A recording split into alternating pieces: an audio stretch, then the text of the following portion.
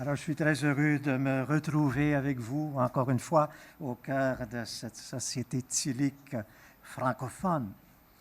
Et quand Marc Dumas a proposé pour ce colloque le thème des ambiguïtés de la vie, j'ai tout de suite réagi positivement, avec enthousiasme, car ça me semblait là pour nous une rare opportunité de nous plonger dans la lecture et dans l'étude de la quatrième partie du système théologique.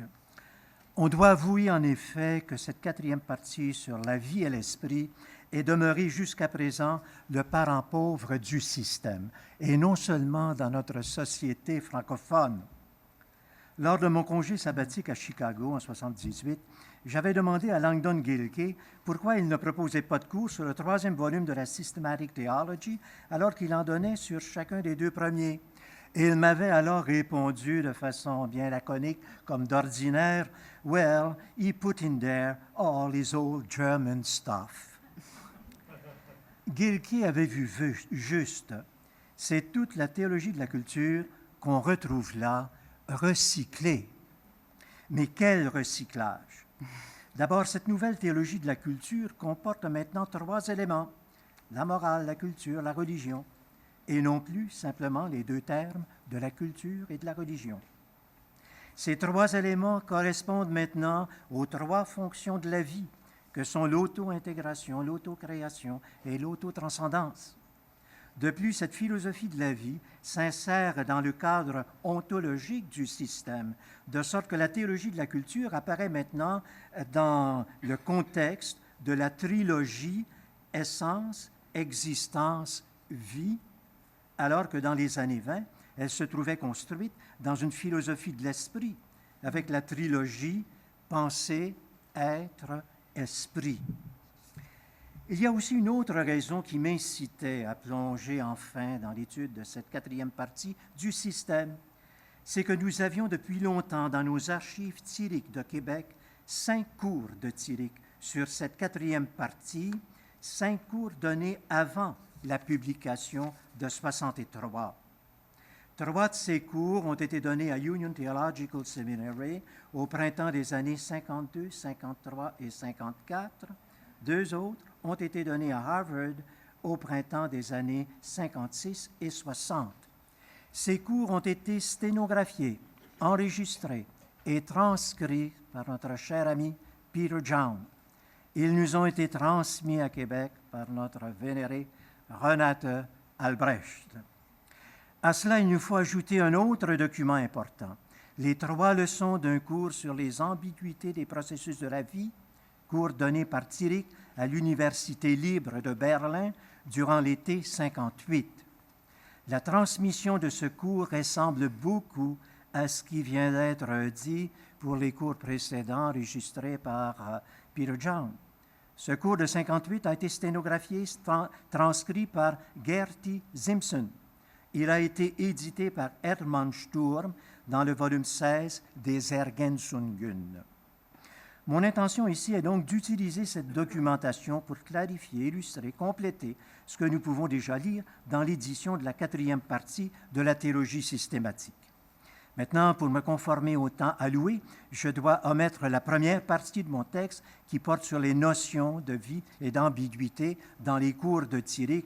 Je vous en recommande beaucoup la lecture. Vous verrez tout le profit qu'on peut tirer des transcriptions de Peter John. Donc, je passe immédiatement à la page 6 de mon texte sur les ambiguïtés de la religion. Dans tous les cours de Tillich, théologie systématique incluse, 2 grandes ambiguïtés de la religion sont mentionnées, la profanisation et la démonisation. La théologie systématique marque cependant une différence dans le traitement des matières. Jusque-là, la démonisation venait en premier lieu, la profanisation suivait comme une conséquence, et c'est l'ordre inverse qui est adopté en 63 dans l'édition. Dans le cours de 54, donc qui commence par la démonisation, Tillich rappelle qu'il a introduit en théologie l'idée du démonique pour désigner les structures du mal, c'est-à-dire un mal qui infecte les structures mêmes de la vie et de l'histoire, par-delà la liberté des individus. Cette démonisation de la vie consiste fondamentalement dans l'élévation d'une réalité finie à la dignité de l'infini, ou plus concrètement, dans l'élévation d'une réalité sacrée à la dignité du sacré lui-même. Dans la même leçon, Tillich précise que la religion est en même temps réception et distorsion de la présence divine, réception et distorsion de la révélation divine. Ainsi, l'ambiguïté fondamentale de la religion consiste dans la perversion du divin. Mais le divin et la révélation n'y demeurent pas moins présents. Quand on parle d'ambiguïté, ce n'est pas seulement négatif, c'est la présence d'un élément positif et d'un élément négatif. Donc, l'essence idéale de la réalité demeure présente dans l'existence aliénée, le divin demeure présent dans la religion ambiguë. Cela explique que du cœur même de la religion puisse se faire sentir une protestation contre la démonisation, une protestation inspirée de l'élément divin toujours présent. Tel est le sens de la critique, de la protestation des prophètes de l'Ancien Testament. Leurs paroles et leurs actions peuvent se résumer en un mot, dit Tillich, la purification du pouvoir spirituel. Le prophétisme combat l'ambiguïté du pouvoir spirituel dans le concret de l'existence religieuse. Le critère qui permet de discerner le divin et le démonique est alors celui de la justice. Et Tillich précise en 54 comment il l'entend. La justice n'est rien d'autre que la structure rationnelle de la réalité.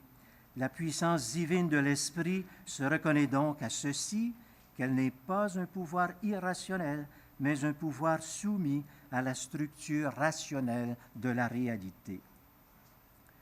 De là s'ensuit cependant un processus de rationalisation et de profanisation de l'expérience spirituelle religieuse. Le sacré finit par s'identifier à ce qui est juste, c'est-à-dire à ce qui est moralement bon. Le caractère extatique du spirituel religieux finit ainsi par disparaître. Tillich donne ici l'exemple du protestantisme, un mouvement religieux fortement prophétique qui aboutit à une rationalisation morale dans le calvinisme et à une rationalisation intellectuelle dans le luthéranisme. Une telle rationalisation constitue une réduction du sacré, l'exact opposé de l'élévation démonique qu'elle entend contrer. Le sacré se trouve ainsi réduit à la simple autonomie du bon et du vrai, avec la perte de l'élément extatique proprement religieux. Telle est la profanisation qui découle de la dynamique interne de la religion. I skip the next paragraph. Passons maintenant au traitement de cette même question des ambiguïtés de la religion dans la théologie systématique une dizaine d'années plus tard, après le cours de 54 que nous venons d'explorer. Là encore, Tillich fait mention d'une double ambiguïté de la religion, la profanisation et la démonisation. La profanisation, par laquelle elle commence, est la réduction du sacré au profane, tandis que la démonisation consiste dans le processus inverse, dans l'élévation à l'inconditionnel, à l'absolu, d'une réalité qui n'est en elle-même conditionnelle et relative. Notons qu'il s'agit là de la religion au sens courant du terme, en tant qu'ensemble de doctrines, de règles éthiques, de célébrations liturgiques, d'institutions sociales. C'est cela qui est ambigu, non pas la pure expérience personnelle de la transcendance. C'est d'ailleurs contre cela que vont protester, combattre les laïcistes. Cependant, ce n'est pas à cette critique laïciste que Tillich fait ici référence. Il insiste plutôt encore une fois sur la profanisation qui vient de l'intérieur même de la religion. Mais cette fois, ce n'est pas le fait d'une instance critique comme celle des prophètes. Elle provient de l'instance positive, l'instance sacerdotale, qui établit la structure sacrée. Ainsi, l'institution contribue elle-même à la profanisation de la religion qu'elle met en place. Pour percevoir l'ambiguïté de la religion en tant qu'institution religieuse, il faut bien voir les deux aspects, positifs autant que négatifs, de cette structure religieuse. Son aspect positif, c'est d'être l'expression de l'expérience révélationnelle. Cette expérience révélationnelle est elle-même le corrélat de la manifestation du sacré, du mystère, qui est au fondement divin de l'être. En ce sens, Tillich peut dire que toute religion est réponse à l'expérience révélationnelle qu'elle reçoit. Cette réponse, c'est l'expression qu'elle donne à l'expérience révélationnelle. L'expression est produite avec les matériaux de la culture, l'écriture, la communauté, l'art, la doctrine, la morale, la fête. Toutes ces choses sont dites saintes ou sacrées, pour autant qu'elles ont le pouvoir d'indiquer le sacré, le divin, au-delà d'elles-mêmes. On reconnaît là une référence implicite à la théorie du symbole religieux chez Tillich. La profanisation de la religion consiste alors dans la perte de ce pouvoir symbolique. Il n'en reste plus que la forme culturelle vidée de sa substance religieuse. Une série de préceptes à mettre en pratique, écrit Tillich, un ensemble de doctrines officielles à accepter, un groupe de pression parmi d'autres, un pouvoir politique avec toutes les implications du pouvoir politique. Fin de la citation. Ce sont là autant d'éléments parallèles aux réalités correspondantes dans les différents domaines de la culture. Dépouillés de leur pouvoir symbolique, ils deviennent insignifiants en tous les sens du terme. Ils ont perdu leur sens, ils ont perdu leur importance. La profanisation par la perte du pouvoir symbolique équivaut donc à la mort de la religion. And I skip the next paragraph. Voilà pour ce qui concerne la profanisation en provenance de l'institution religieuse. C'est le rationalisme dogmatique, le légalisme moral, le juridisme des activités ecclésiales. Voilà tout ce qui est rejeté, non pas seulement par les laïcistes, mais par nos bonnes gens d'aujourd'hui. Les formes religieuses perdent ainsi, oui, leur signification symbolique, auto-transcendante. Mais Tillich mentionne aussi un deuxième type de profanisation religieuse, qui consiste cette fois dans la réduction de la religion à la morale et à la culture. Nous avons déjà abordé la question dans le cours de 54, mais le contexte ici est différent. Cela n'est plus présenté comme une conséquence de la critique prophétique, c'est plutôt celle du sécularisme radical qui succède au sécularisme athée. Ce nouveau sécularisme ne s'en prend plus à l'existence de Dieu, il entend plutôt montrer la nature illusoire et idéologique de la religion en la réduisant à ses fondements éthiques et culturels. L'ambiguïté de la religion prête flanc à une telle critique, pour autant que toute religion s'exprime dans les formes morales et culturelles. La religion ne serait plus alors qu'une forme supranaturaliste de connaissance et qu'une forme hétéronome d'impératif moral. Et alors là, Tillich va renverser la vapeur, il va montrer que ce n'est pas la culture et l'éthique qui sont les fondements de la religion, c'est la religion qui est le fondement de l'éthique et de la culture. La critique que fait Tillich donc de cette interprétation réductrice consiste à montrer le véritable fondement transcendant de la religion. Il introduit alors son concept plus large de religion, en montrant qu'expérience de l'inconditionnel, à la fois dans l'impératif moral et dans la profondeur de la culture. Donc, il va montrer l'aspect inconditionnel dans l'impératif moral et dans la culture. Et il en conclut, je cite, que la profanisation réductrice peut réussir à abolir la religion comme fonction spécifique, mais elle ne peut pas éliminer la religion en tant que qualité présente dans toutes les fonctions de l'esprit, en tant que préoccupation ultime. And I skip the next paragraph. Tillich part alors de l'expérience de l'inconditionnel dans l'impératif moral et dans la profondeur de la culture. Nous sommes là en plein cœur de la théologie de la culture, en tant que distincte de la théologie d'Église, pour reprendre les termes de la conférence de 1919 sur l'idée d'une théologie de la culture. On pourrait aussi bien parler alors d'une religion d'Église et d'une religion de la culture, c'est-à-dire d'une religion dans la culture, en exerçant les différentes fonctions de la culture. S'agirait-il de passer de l'une à l'autre en rejetant la religion d'Église à cause de toutes ces ambiguïtés? Telle n'est certainement pas la pensée de Tillich. Lui-même insiste sur le fait que la religion d'Église doit demeurer comme témoin, comme manifestation de la profondeur divine de la culture. Et je cite cet extrait de la conférence de 1919. Pour que nous puissions comprendre l'État comme Église, donc comprendre le substrat religieux de l'État, pour que nous puissions comprendre l'art comme culte, la science comme dogmatique, il faut que l'Église, le culte, le dogme aient ouvert la voie, et non seulement ouvert la voie. Pour que nous puissions d'une quelconque manière expérimenter le sacré comme distinct du profane, nous devons le faire ressortir et le concentrer dans une sphère particulière de la connaissance, de l'adoration, de l'amour, de l'organisation. Dans la dernière partie de mon exposé, j'aimerais montrer maintenant la pertinence de la pensée de Tillich pour la situation religieuse d'aujourd'hui. Le malaise de la religion aujourd'hui, il en parle lui-même en termes d'ambiguïté de la religion, et il mentionne les deux grandes ambiguïtés que sont la profanisation d'une part et la démonisation d'autre part. La démonisation produit l'attitude du fanatisme religieux. Quant à la profanisation, elle conduit à l'indifférence religieuse, qu'on peut aussi bien appeler le désintérêt, la désaffection religieuse. Et si l'on veut bien définir le sentiment religieux comme le sens du sacré, dans la problématique religieuse mondiale d'aujourd'hui, on peut reconnaître les deux extrêmes.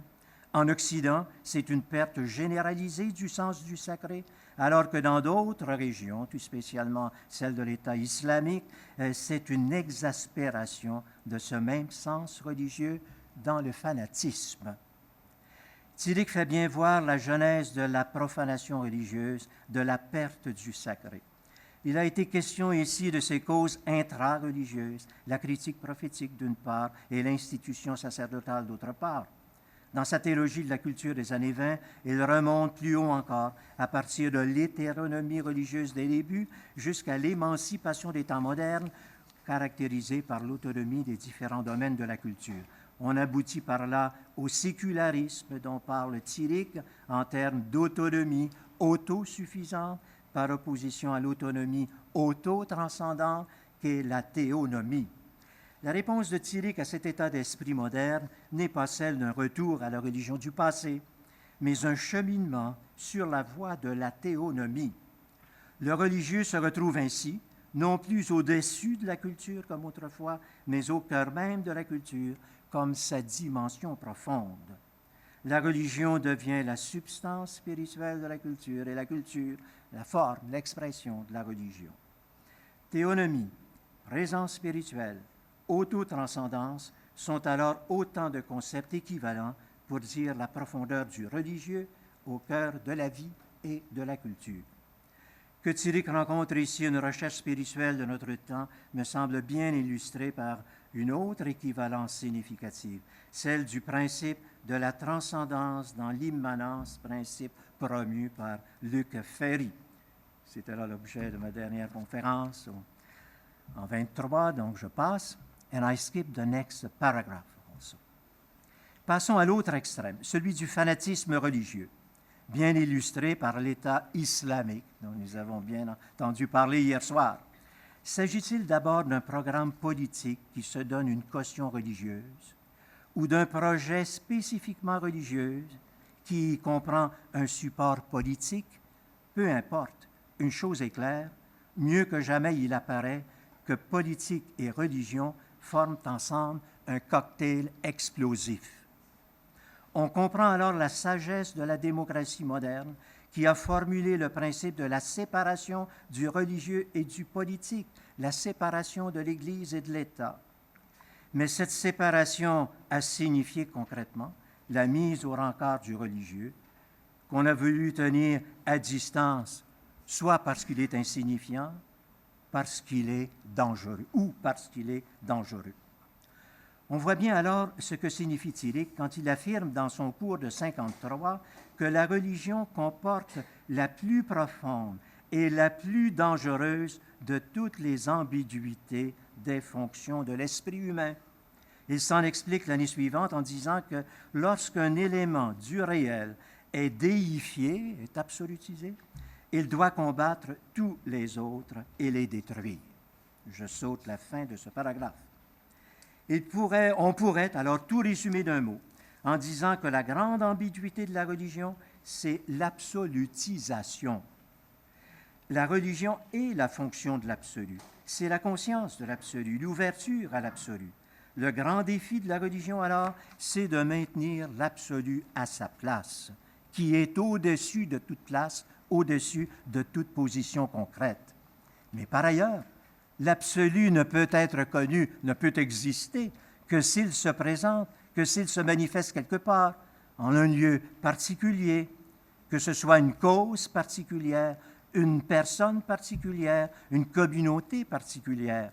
Telle est l'ambiguïté du sacré, du religieux, de l'absolu.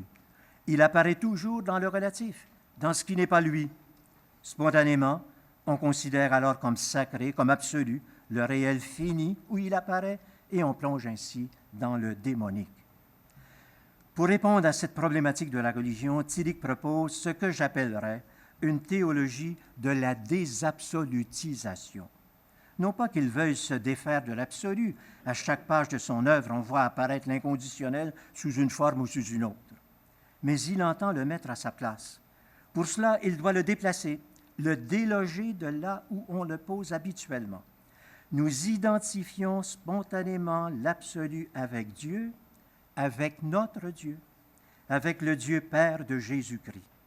Cette absolutisation de Dieu deviendra inévitablement source de conflit avec les adeptes d'autres dieux tout aussi absolus. Tillich dira donc que l'absolu est au-delà de tout Dieu concret. Et il parlera alors du Dieu au-dessus de Dieu et de la religion au-dessus de Dieu, la religion de l'esprit concret. Non pas qu'il veuille éliminer le Dieu concret et personnel, mais ce Dieu concret prend chez lui figure de symbole et renvoie au-delà de lui-même vers l'absolu qu'il indique. C'est ainsi que je conçois la théologie de Tillich comme une théologie de la désabsolutisation de la religion. La religion n'est pas éliminée pour autant, mais elle est purifiée de son ambiguïté et elle est par là même désamorcée de sa charge explosive, destructrice, démonique. Plus encore, Tillich montre bien que cette critique de la religion est elle-même une critique religieuse issue de la religion. C'est là tout le sens chez lui du principe prophétique protestant. Pour terminer, voyons les choses de façon plus concrète encore. Le surgissement de l'État islamique place, une fois de plus, la religion au cœur des conflits internationaux. Ce n'est plus une guerre de religion comme celle d'autrefois, il me semble, où s'opposaient différentes religions rivales. C'est plutôt la guerre d'un État qui se veut résolument religieux contre un Occident laïque sans religion. Du moins, je suppose que les islamistes voient les choses ainsi. De ce côté de la frontière, en Occident, et tout spécialement en Amérique, nous considérons ces islamistes comme de simples barbares. Je discutais avec un étudiant d'ici ce matin qui est absolument épouvanté de voir qu'on ait détruit une ville historique là-bas. Pour lui, ça lui était absolument inimaginable. Et puisqu'ils sont loin de chez nous, ces barbares, nous sommes prêts à nous en désintéresser, tout en nous protégeant évidemment d'infiltrations terroristes possibles de leur part. Mais voilà que des jeunes de chez nous sont partis d'ici pour s'engager dans ces armées djihadistes. Et cela a provoqué chez nous un sentiment de stupeur. On croyait le sentiment religieux désamorcé depuis longtemps, et voilà qu'il réapparaît chez nous sous une figure fascinante pour les uns, terrifiante pour les autres. Mysterium tremendum et fascinans. La question s'est posée alors, comment déradicaliser ces jeunes qui ont subi l'influence islamiste et surtout, comment éviter que d'autres les suivent? C'est toute la question de l'éducation qui se trouve ainsi posée et je ne doute pas qu'on mette en œuvre à cette fin les meilleures ressources pédagogiques et psychosociales de chez nous. Mais dans ce contexte, je voudrais insister sur la question qui me semble plus cruciale. quel rôle doit jouer la religion dans cette affaire? Doit-on tenir les jeunes le plus éloignés possible de la religion, comme si considérée comme la source de tous les maux? Tout au contraire, il me semble que nous ne pouvons plus éviter de nous engager dans les remous de la religion. Il est vrai, comme disait Tillich, que l'ambiguïté religieuse est la plus grande qui soit, et on le voit bien dans la situation religieuse de notre temps. Mais il est devenu tout aussi évident qu'on ne peut plus l'éviter. L'unique option valable est alors de nous engager pour y discerner le divin du démonique. Et pour cela, il me semble que Tillich peut être encore pour nous aujourd'hui le meilleur guide. Merci bien. Merci Jean-Richard.